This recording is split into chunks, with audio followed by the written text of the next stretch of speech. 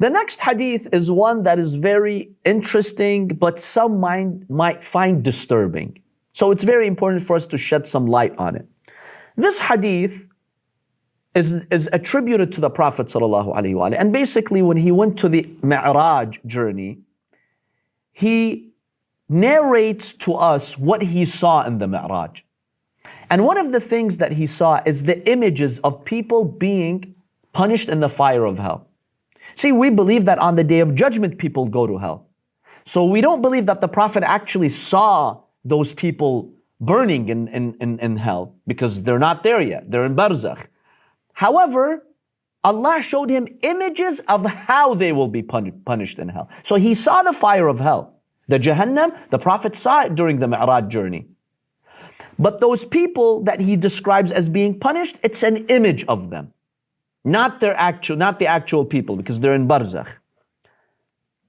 Now, the reason why this is disturbing for many or for some is because it describes how women will be punished. Women of this ummah. Muslim women. So this hadith is found in the book Uyun Akhbar al-Ridha. It's attributed to Imam Ali ibn Abi Talib alayhi salam.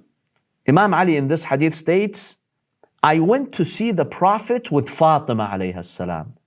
So we found him crying excessively.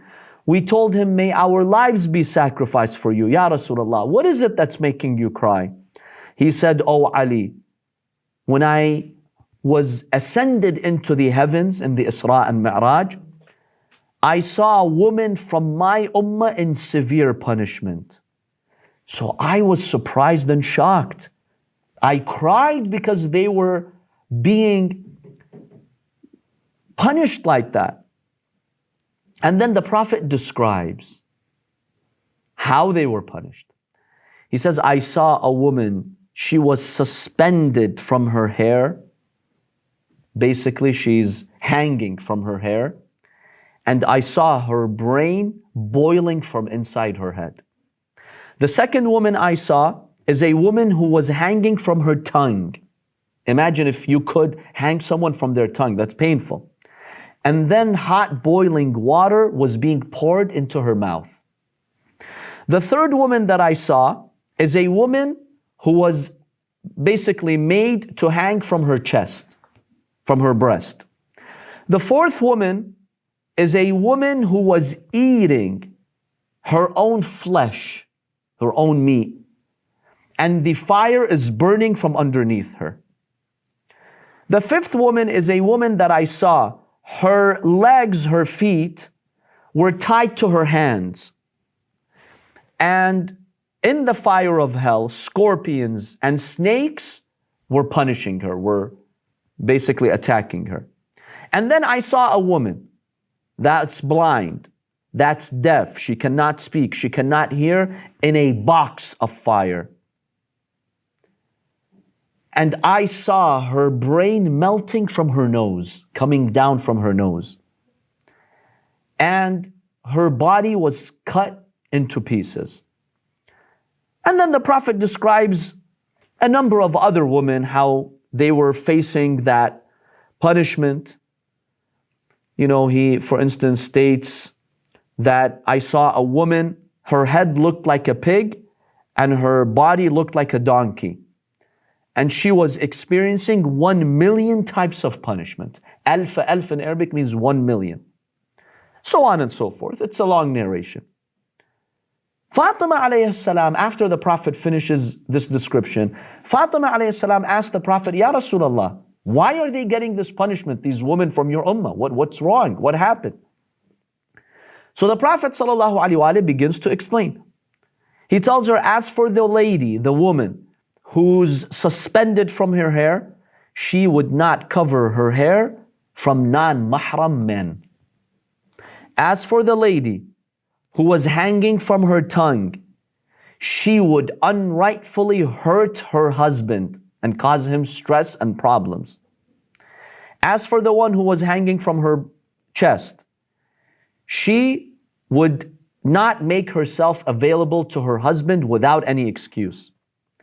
As for the one who was getting this punishment, you know, the punishment that I mentioned, she would leave the house without the permission of her husband. As for the one who was eating her flesh, she used to beautify herself to the people who are not mahram to her. And then the next one is the one who did not care about wudu. She always kept herself in an unclean state. She would not do the ghusl of janaba and hayd. And she would be negligent with her prayers. And the one who was blind and deaf, she was married, but she would commit adultery and she would bring children from other men without her husband even knowing.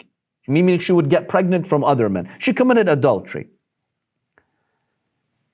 And then another one of them is a woman who helped others, commit adultery. Right, say it.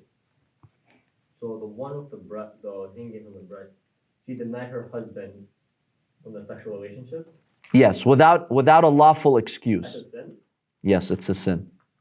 Unless she's sick or she has a medical excuse or reasonable excuse. Can I go both ways? Scholars say yes, it does go both ways. Okay. And then, the hadith mentions the one who, her head was the head of a pig, her body is the body of a donkey. Basically, كانت نمامة كذابة. She was an excessive liar and she would make fitna between the people.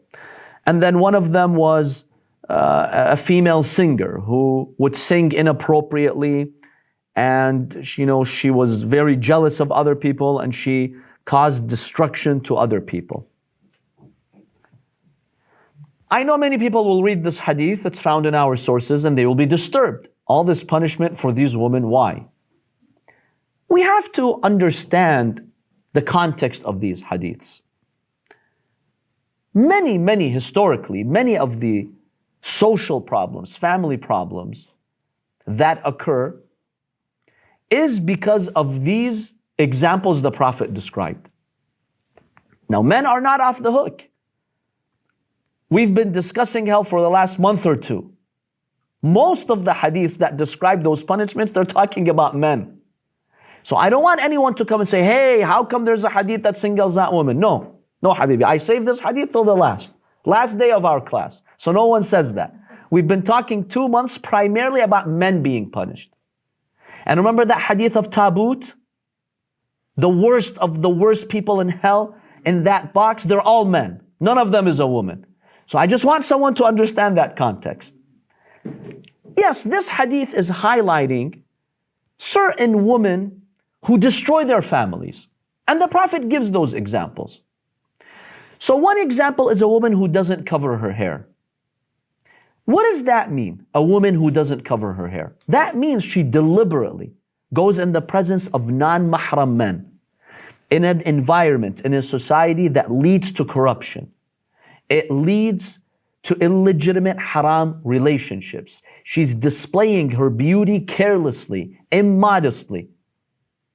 Of course, this causes problems. If she would show self-restraint, a lot of this could be stopped. And I understand the discussion today that, okay, you men, you have to restrain yourselves. Sure, that's why Allah in Surah, in the ayah of hijab and lowering the gaze, Allah starts with men. He tells them, lower your gaze. You, believing men, lower your gaze. Then Allah talks about the women. Sure, the burden is on the men. But the women also have to be cooperative. Because it's a trial in society. Today, Western society tells you, no, the woman can do whatever she wants. She can display herself, whatever she wants. It's only the burdens on the man. No, that's not true. That's not acceptable. The women also have to be responsible with their modesty, with their chastity, and with their promiscuity, because this leads to problems in society. So this punishment is what a woman deserves if she insists on this path. She does not repent. She spends her entire life doing this, causing destruction, luring other men, and ruining families, then yes, this is what she deserves. If she repents, Allah forgives. If it wasn't deliberate, she didn't know, Allah forgives. Obviously, Allah forgives. We're talking about someone who knew, had no excuse, yet insisted on this. See, but I know a lot of people, like my cousins, my friends, my family, their husbands, they see them without the hijab. They're really good people, they're modest people, you know, but their husbands want them like that. And especially Lebanese people nowadays, they're everywhere, you know, there's a lot of people without the hijab and their husbands see it and they don't mind. They let them No, go I to the do beach. I do know some husbands who in fact force their wives to not wear the hijab. Yes. See, in the end, if this lady knows that Allah wants the hijab from her, she has no doubts, it's clear to her, she's seen the truth, she's seen sign after sign, but she doesn't care about Allah's law. It's out of negligence. Okay, what's her excuse? Sometimes it's not the case. Sometimes a woman has deep love for Allah subhanahu wa ta'ala, but she grew up in an environment, right, where she did not see that proper guidance. Right. So she cares about Allah. If Allah were to tell her today through a message, I want you to do this, she'll do it overnight. She cares about what God wants from her. But she's just either not seen the truth or misguided, or her family raised her in a environment where she doesn't understand the significance of this. Okay, there's room for forgiveness. We don't say that if a woman doesn't wear the hijab, she's going to hell. No. She has good deeds, she has a good heart, like you said, she believes in the proper aqidah. That will intercede for her. بِشْفَعِلْهَا, all these good deeds. But the Prophet is talking about these women who basically do a combination of what he mentioned. They're just on a wrong path. They're corrupt. They're liars. They cause problems. They don't fulfill their obligations with their husbands. They break their homes. They ruin other homes. Yes, in that case, they deserve a punishment like that. Even if like I just told you, they were good, will they still be hanged with their hair? If they died with Iman, full Iman, no, Allah saves from hell. But what happens, what we can conclude, is that because of leading an entire life full of such sins, they probably will die without faith. So they are from this ummah. I mean, they were born and raised as Muslims, but they don't have full Iman. They don't. No. They don't care to wear it. Like even if I talk or whoever talks, God knows what's in our heart. We're pure. Yeah, there's two scenarios here. Sometimes a person knows that Allah wants that from them, they still don't care. Right. Sometimes they're like, you know what, I really don't know if Allah really wants me to wear it in the year 2021. Yeah, these people say it, but it's not clear to me. Maybe, I'm not sure. I love Allah, I will worship Him, I'll do whatever He wants, but I'm not sure if He really wants me to wear the hijab. That's what they say. If that's really the case, they're being honest, okay, Allah subhanahu wa ta'ala may accept that from them. In the end, we live 14 centuries away from the Prophet and the Imams. And remember when these hadiths were mentioned, during those times when really no one had an excuse. You had a Prophet and Imams and a Muslim society to show you everything. But if you live, 14 centuries later in an isolated place, in a non-Muslim country, and the person really doesn't know the haqq, they really are trying to find out the haqq, but it just doesn't click with them, Allah may forgive.